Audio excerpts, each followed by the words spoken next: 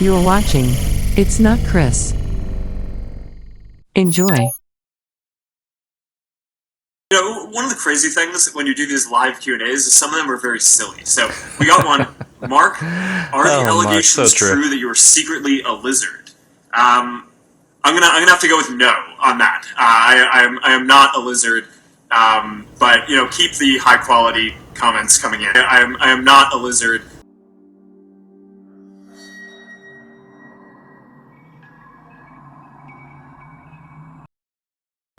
Mark Elliott Zuckerberg, co-founder of Facebook, Harvard dropout, heralded as a programming prodigy, idea thief, cybercriminal, creep. His own employees call him the Eye of Sauron. And Mark, I know you think it's a joke, but I'm going to be real with you, it's not. It's not a joke. They're not saying that lovingly, they're saying that because it's f***ing weird. Mark Zuckerberg was born in White Plains, New York in 1984, and at a young age, he showed an affinity towards programming. He would eventually convince an entire nation to share all of their most personal details, then tell you that there's nothing to worry about as he harvests his data, and then tell the Senate to their face also that you wanted this to be done. Facebook is everywhere these days, and even though there's a lot of young people out there who think that Facebook is really only used by older millennials or boomers, they're actually wrong. As of January 2022, the largest group on Facebook is the 25 to 34-year-old age group, followed very closely by the 18 to 24 crowd. So despite everybody on Reddit and Twitter telling you that they're better than you for not using Facebook, chances are they're actually lying to you. You really think someone would do that? Just go on the internet and tell lies? Hi, I'm It's Not Chris, and you're watching my segment called Fake History. And if I look fat, it's because I just had a lot of Mexican food.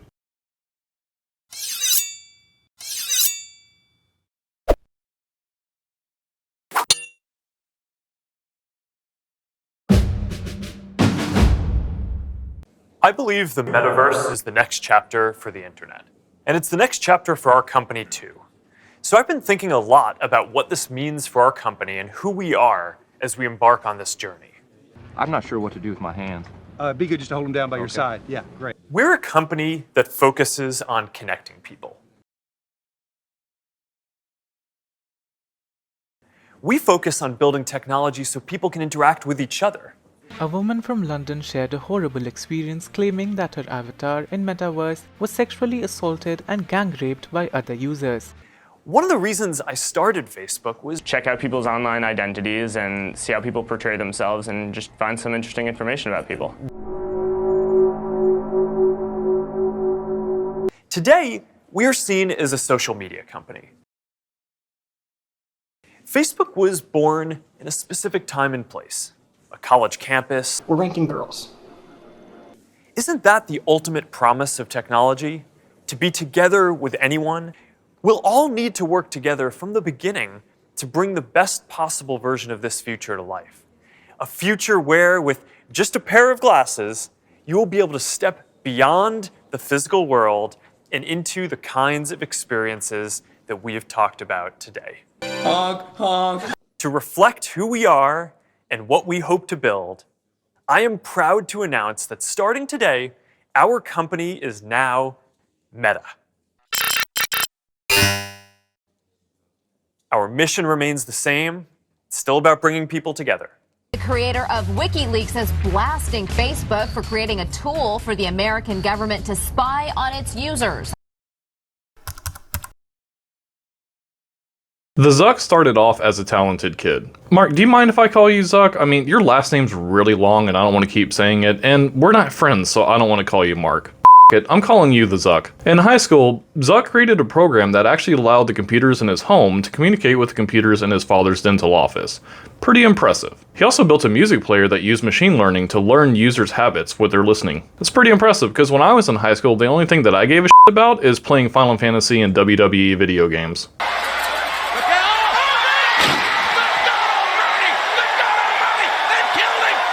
Zuck started Harvard in 2002, where he studied psychology and computer science. During his sophomore year, he created a program called Course Match, which helps students figure out what classes to take based on other students' previous choices, and it helped them form study groups together.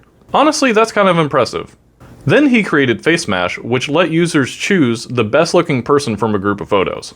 Okay, there it is. There's the person showing himself. You know, looking at this some 20 years later, it's interesting to see the start of the leader of the tell us everything about you if you have nothing to hide mindset start to form his weird and kind of invasive patterns. Zuck did apologize for Face Mash, but doesn't everybody apologize once they get caught for something that's kind of By 2004, Zuck would create the first version of Facebook, which he would call the Facebook, also known as what your parents still call it to this day. He did this in partnership with his roommates Eduardo Saverin, Andrew McCollum, Dustin Moskovitz, and Chris Hughes. A week after the launch of Facebook, 3 seniors, Cameron and Tyler Winklevoss, great last name by the way, I wonder what their background is, and Diva Narinda accused him of making them believe that he was going to create a social network called HarvardConnection.com, but instead use their ideas to build Facebook. The 3 complained to the Harvard Crimson, who began investigating Zuck. Zuck, in turn, would request that they not run the story, and he broke into their email accounts when they did. Holy shit. You don't think he's done that with any of our emails since then, do you? A lawsuit was filed against Zuck, and it was settled for 1.2 million Facebook shares and 20 million in cash. Let that be a lesson for all of us. Start telling everyone all of your ideas for websites or anything else that you want to do, and once it eventually starts actually happening, just start suing everybody. Since we're here, I want to create an app that's like Tinder for couples who want to meet other couples to hang out with that doesn't involve having group sex with each other. In his sophomore year, Zuck would drop out of Harvard so that way he could work on Facebook, and he would eventually meet Peter Thiel, who would invest in his company. Offers to buy Facebook came rolling in, but Zuck turned them all down, stating, and I quote, "It's not because of the amount of money. For me and my colleagues, the most important thing is that we create an open information flow for people. Having media corporations owned by conglomerates is just not an attractive idea to me." And that, I also quote, "The thing I really care about is the mission, making the world open." By 2010, Facebook had reached 500 million users, and they were asked about using advertisements to earn additional income. What was Zuck's response? Well, I quote, "I guess we could. If you look at how much of our page is taken up with ads compared to the average search query, the average for us is a little less than 10% of the pages, and the average for search is about 20% taken up with ads. That's the simplest thing we could do, but we aren't like that. We make enough money. Right, I mean, we are keeping things running. We are growing at the rate we want to." Other than his really weird speaking skills, the thing that stands out to me the most is that here we are 12 years later, and anytime I get on Facebook, it looks like this. 1 status update, 10 ads for shit that I don't care about, 2 status updates, people you may know just because a friend knows them, and 20 more ads for shit that I don't care about. So Zuck, what happened? You did say that you make enough money and you're not like that. So what happened? Did you change or... Bullshit! Bullshit! Zuck reportedly only received $1 as a salary from Facebook, but I mean, come on. He gets his money from stocks. True, not all of his cash is liquid, but I'm sure if the value of Facebook stocks were cut in half tomorrow, he could still buy himself a nice shiny house if he wanted to. In 2012, he also bought Instagram. And now my Instagram looks like this. 1 picture from a friend, 10 ads for that I don't care about, 2 pictures from a friend, people you may know just because friends of yours know them, and 20 more ads for that I don't care about. The Zuck has been in a large number of lawsuits, and honestly, it's really not surprising. I'm not defending him here, but even if he were the most outstanding billionaire on the face of the earth that has ever lived and ever will live, he would still be targeted by people simply because of his wealth. Eduardo Saverin, one of the guys mentioned earlier during the creation of Facebook, filed a lawsuit against Zuck, stating that Zuck illegally spent Saverin's money on expenses. It was settled out of court and settlement was sealed. However, Saverin was affirmed as co-founder of Facebook and he stopped talking to the press, so there must have been some kind of truth there. So earlier I said something about frivolous lawsuits because people want to target him for his wealth. Well, this is something that I learned during the investigation for this video, and it's honestly one of my favorite things that has probably ever happened in this entire world. Pakistan launched a criminal investigation into the Zuck because an anonymous German woman created a Draw Muhammad contest on Facebook. Pakistani Deputy Attorney General Mohammed Azir Sadiq requested to have the Zuck arrested for blasphemy. Okay, so like I said earlier, I'm not on the Zuck side and I'm really not defending anything he's ever done, but this was just absolutely ridiculous. Hundreds of million people have and still to this day use Facebook. And if they do something that other groups of people don't like, or even criminal activity, we're just going to say that the creator of Facebook should be arrested because of something that's out of his control? Get the f out of here. And honestly, who the f is still arrested for blasphemy these days? Do you want to know how I know that your country is backwards? Watch this. Jesus wasn't white.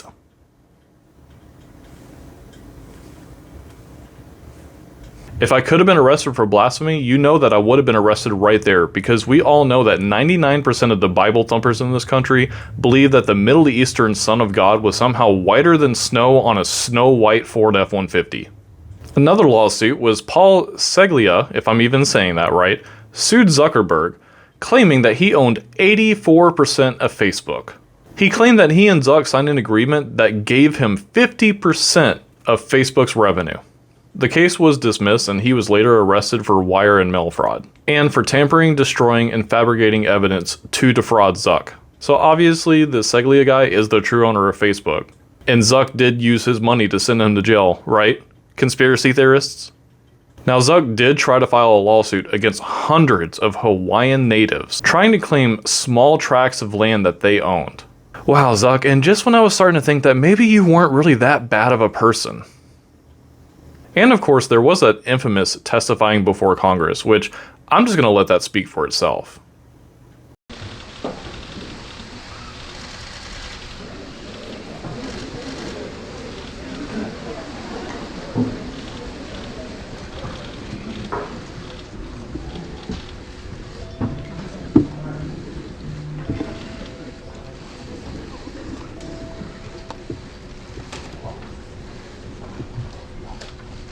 Committees on the Judiciary and Commerce, Science, and Transportation will come to order.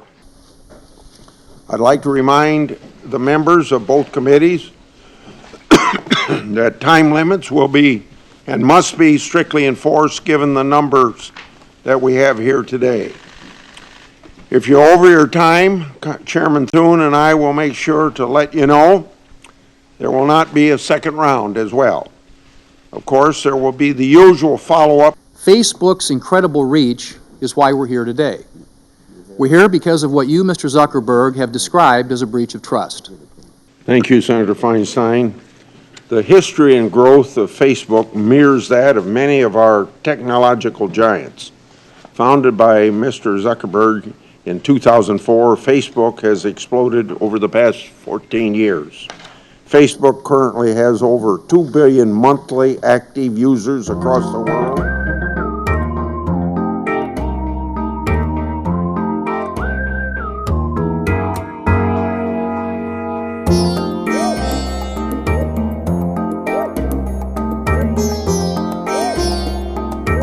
Senator Nelson. Thank you, Mr. Chairman. Mr. Zuckerberg, let me just cut to the chase. I think you're genuine. I got that sense in conversing with you. You want to do the right thing. Thank you, my colleagues and Senator Nelson.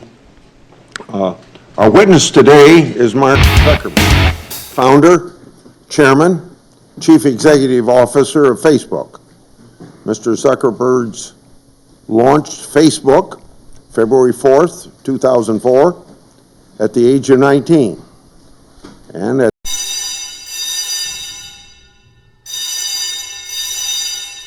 Mr. Zuckerberg, along with his wife, also established the Chan Zuckerberg Initiative to further philanthropic causes. I now turn to you. Welcome to the committee. I believe deeply in what we're doing, but it's clear now that we didn't do enough. Advertisers and developers will never take priority over that as long as I'm running Facebook. Facebook handles extensive amounts of personal data for billions of users. You did not actively monitor whether that data was transferred by such developers to other parties. Do you know of any instances where user data was improperly transferred? If so, how many times has that happened?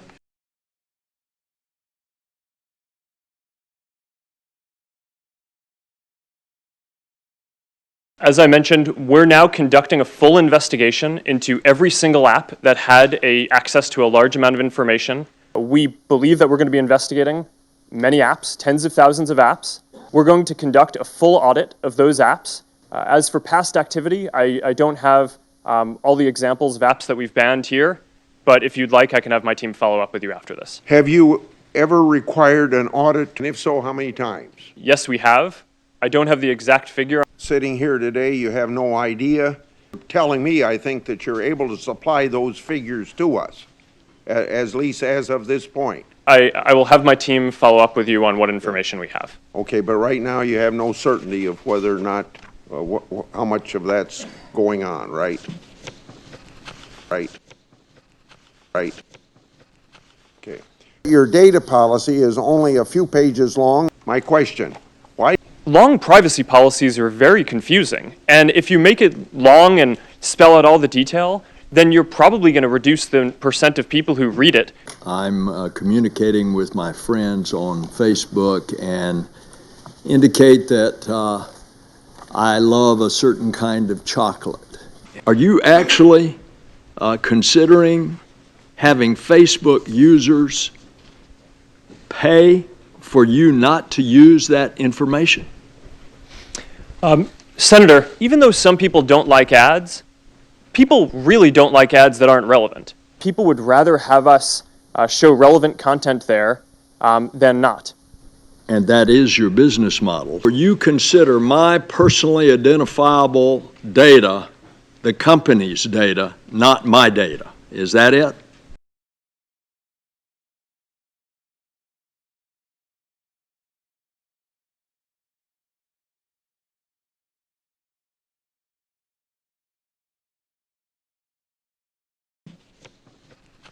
Do you think that you have an ethical obligation to notify 87 million Facebook users?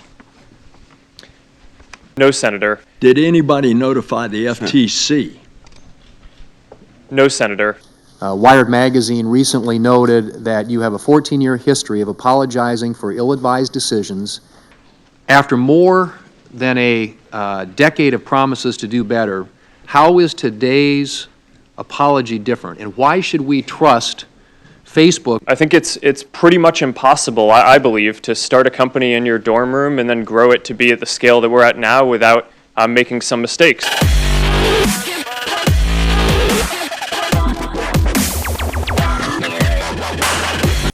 I'm a little disappointed in this hearing today. I just don't feel like that we're connecting. There's some impurities in the Facebook punch bowl. Here's what everybody's been trying to tell you today, and I say this gently. Your user agreement sucks. I'm going to suggest to you that you go back home and rewrite it. Tell your $1,200 an hour lawyers, but tell them you want it written in English, in non-Swahili. Have you thought about that model where the user data is actually monetized by the actual user? Senator, I'm not sure exactly how it would work for it to be monetized by the person directly.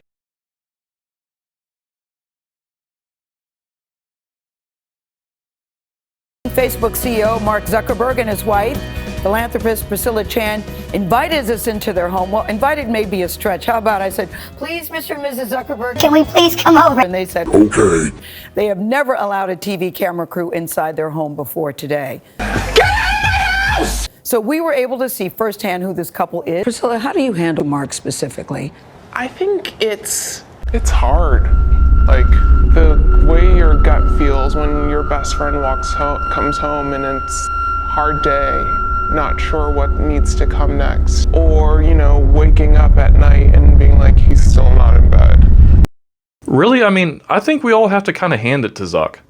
He created a social media empire, spies on its users, and then tries to steal land from underneath natives. He's like if Putin were smarter. Now, the best thing that you can do for yourself is to get off Facebook, but I think we all know that's not going to happen. Facebook is too ingrained in this culture, and Instagram is used by way too many people. Hell, I still use it because it's the easiest way for me to keep up with my friends who have moved out of state. And also, there's a lot of disasters on the Facebook marketplace. Facebook won't be around forever, and there's no denying that it's left its mark on our society, whether that's good or bad. But I do think I can speak for all of us when I say, I miss you, Tom. Well, that's it for this video. Thank you for watching. Make sure you like and subscribe, and as always, tell all your friends, because I am like a pyramid scheme. The more people who follow me, the better I'm gonna get. Also, try not to be too harsh in the comments about my appearance. This is one of the first times I'm on video, and yes, I do understand that I am missing hair up here because I thought that I knew how to cut my own hair, but I don't. So my wife's not happy with me right now, and I'm gonna have to go to a barber every single time I want to do something with my hair from this day forward. And also, the first time I did show my face on YouTube, I actually lost subscribers. So off. For those of you who stayed, and for all my new subscribers, thanks, and I hope to see you around again soon.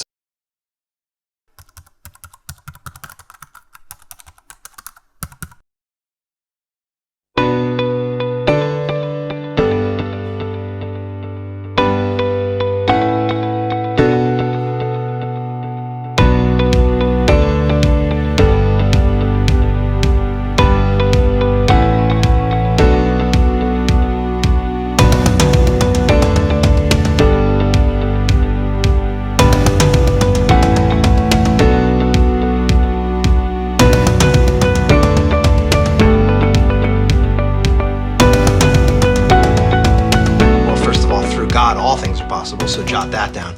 Dry hairs for squids.